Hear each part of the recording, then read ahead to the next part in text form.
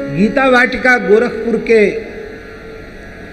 परम रसिक परम सिद्ध संत पूज्यपाद श्री राधा बाबा जी महाराज, वे अपने बचपन में बहुत बड़े क्रांतिकारी रहे।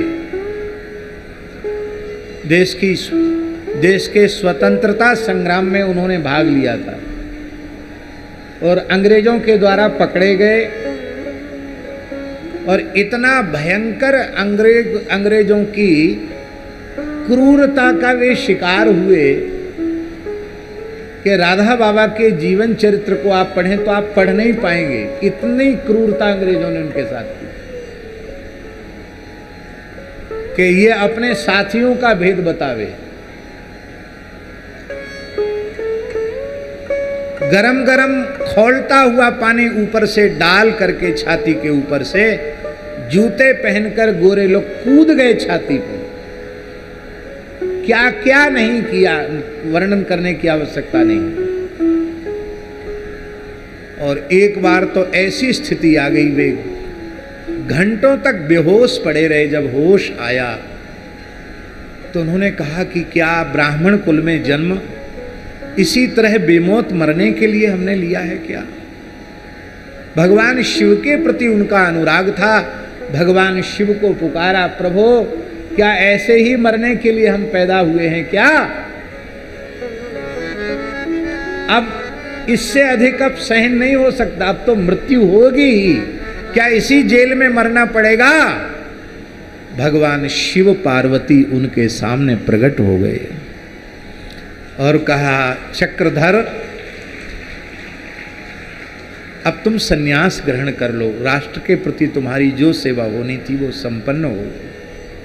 तब बाबा ने सन्यास ग्रहण किया। तो उनके मन में, बहुत ध्यान से सुने जो हम कहना चाह रहे हैं, उनके मन में गोरे लोगों के प्रति बड़ी प्रतिशोध की भावना थी। ऐसा समझें, सीधे शब्दों में कहें, अरे भाई जिसके द्वारा इतना अपमान, इतना तिरस्कार हुआ हो, उसको देख के तो कुछ न कुछ मन में भाव उथल पुथल होगी कि नहीं होगी?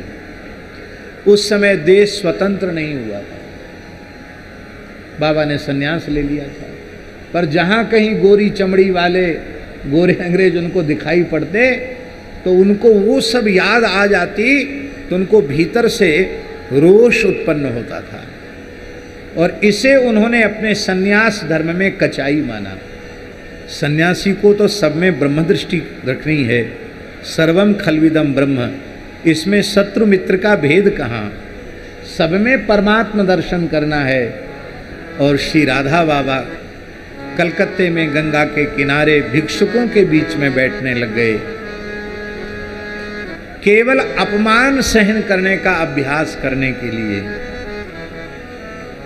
और निरंतर भिखारियों ने पहले अपमान किया, मारपीट तक हो गई, आप कुछ नहीं बोले। अंग्रेजों ने अपमान किया, उनकी घुटी हुई चांद पर डंडा मार के अंग्रेज चला गया सिपाही। बाबा शांत बैठे रहे। होते होते होते होते एक दिन की बात है, एक गोरा सिपाही आया और बाबा शांत भाव से बैठकर ब्रह्म चिंतन कर रहे थे और उसने खखार करके अपना कफ थूक बाबा के यहाँ खोपड़ी पर थूक दिया, थू ऐसे कर दिया। और थूकने के बाद बड़ी क्रूरता पूर्वक उनकी ओर देखकर हंसने लगा, ठहाका लगाकर हंसने लगा। बाबा मुस्कुराए और बाबा ने कहा, अब चाहे थूको और चाहे मूतो, अब हम आपको पहचान गए हैं। काली चमड़ी में भी आप ही हो और गोरी चमड़ी में भी आप ही हो। आपको छोड़कर इस संसार में दूसरा कोई है ही नहीं।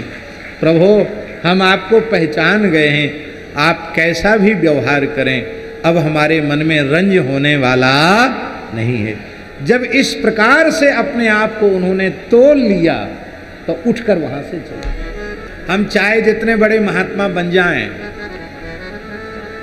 और चाहे जितने चेला चेली हो जाएं, चाहे जितनी प्रतिष्ठा हमें मिल जाए, ऐसी अवस्था जब तक ईमानदारी से हमारी नहीं आई है, तब तक न तो ज्ञान का उदय होने वाला है न भगवत प्रेम का उदय होने वाला है।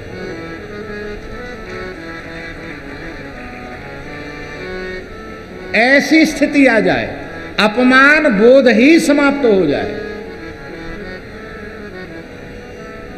भेष तो हमने भी बहुत अच्छा महात्मा का बनाया है, लेकिन ये केवल वेश मात्र है। अभी वेश के अनुरूप साधुता हमारे जीवन में नहीं आई।